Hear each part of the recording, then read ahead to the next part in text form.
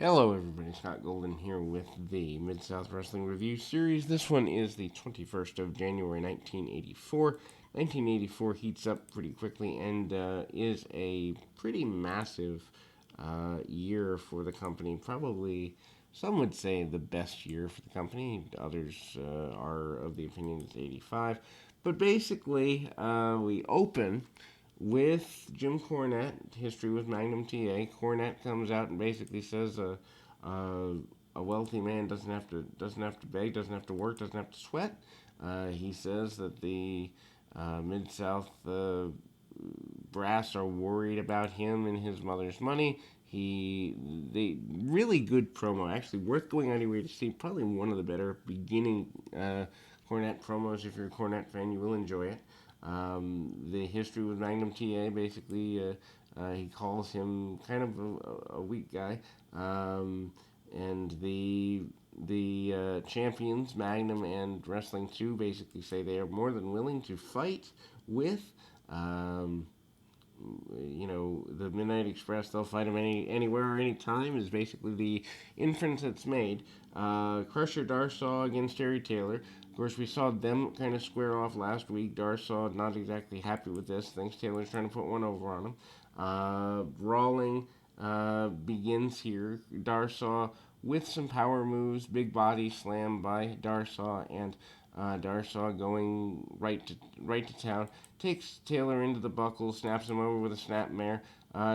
Taylor comes back, couple of drop kicks under the chin. Fired up babyface as Taylor is during this era, and ultimately, just to be fair, to cover the Midnight Express thing more fully, they do recap the tar and feather angle that's there. But Taylor, hits a back elbow and is pretty on fire during the early stages of the match. Big back body drop out of the corner, and we kind of see Taylor with some body slams. He actually takes control of the majority of the match on Dar Saw. He has a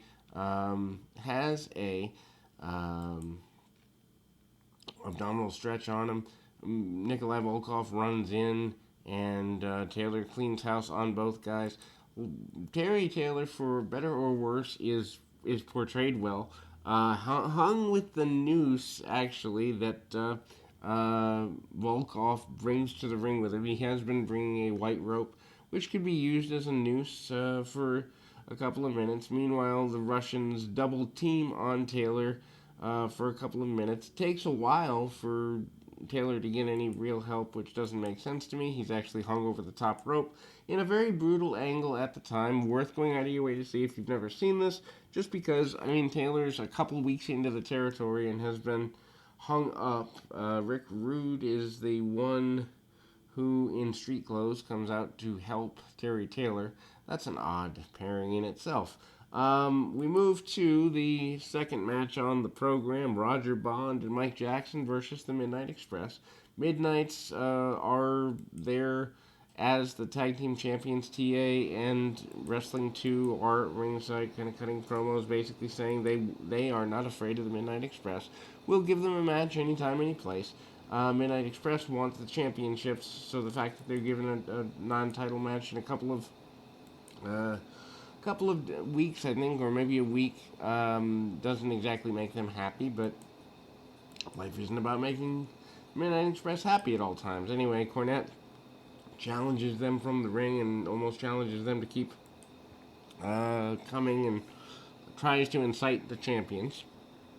Condrey and Eaton again prove why they're one of the best teams in the area and in the world, even at the time. Cut the ring off for quite a bit. The commentary by TA and 2 basically saying that Cornette's leading a bunch of cowards indirectly. That's the undertone of it. Good double team maneuvers by the Midnight Express. Kicks there and a big flying knee from the top rope. Bobby Eaton rolls through on that. Beautifully done. And then we kind of see Condrey using knee over the throat, using any advantage he can get, and ultimately Bobby Eaton with an Irish whip, back elbow, and away we go there. Power slam from the middle rope by Condrey. I think it's the first time we've seen that particular maneuver in the area, but might even be one of the first times that move's been used in the United States. I'm sure it was done in Japan or internationally sooner, and I'm sure it's been done elsewhere, but I can't recall it being done anywhere else. They switched to a top rope or second rope elbow from a hanging position, and Bobby Eaton gets a quick victory there. Buddy Landell returns against Mike Starbuck, not Starbucks, the coffee place, but an enhancement talent. Buddy Landell returning here after being away for a little bit. He has bleached his hair blonde and about to go on a more major push. He gets some more mat time, but also Landell using kind of the chicken heel mentality. He is kind of starting to do the Ric Flair thing, poke to the eye, chops, kicks, basic stuff, but also doing a lot of backing up anytime there's a threat to him. So he's beginning to show more personality. Landell, one of my favorite heels of all time, probably during his Memphis run through his, running Crockett. But anyhow, full Nelson and kind of rubbing his opponent into the mat pretty aggressively. Full Nelson does not lead the opponent to tap out, but it's not meant to. It's meant to insult, and that it does. Starbuck ducks under a clothesline. Big catch by Landell. Landell hits the corkscrew elbow after a backbreaker and gets a victory here. We move to Mickey Henry versus Brian Adias. Adias has been mainly a mainstay in the world-class area for the last little while. First time that we've seen Adias, or at least I've seen Adias, outside of world-class. And he kind of gets some experience here. Stays on the arm pretty easily, does the Greco-Roman knuckle test, power lock and all of that. Really basic match, headlocks by Henry. Henry, a big guy for the time, doesn't really go too far. I don't imagine. I don't remember seeing a great deal of him, but he's got good size on him. Sends Adias into the buckle. He tries to get an advantage any way he can.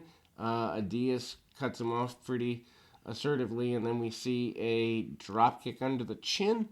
Adias good with that. Still only a couple of years in the business and manages to get a victory. His victory comes after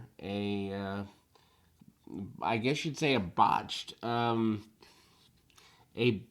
leapfrog, and then tries to roll up, doesn't get that in the corner either.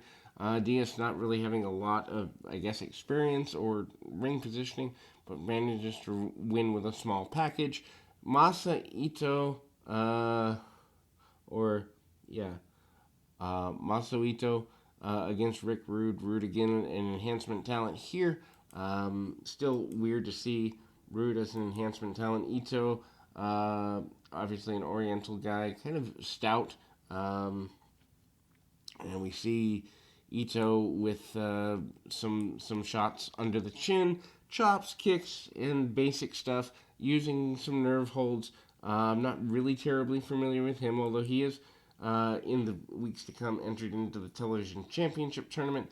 Leg drop across the throat and neck of Rude, and Rude kind of takes some shots from underneath, and again, double chops to the chin.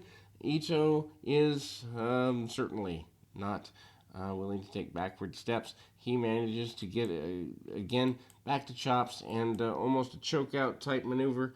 Referee having to pry him off of Rude after a combination choke, nerve hold, and several people have to run in to try to end that chaos.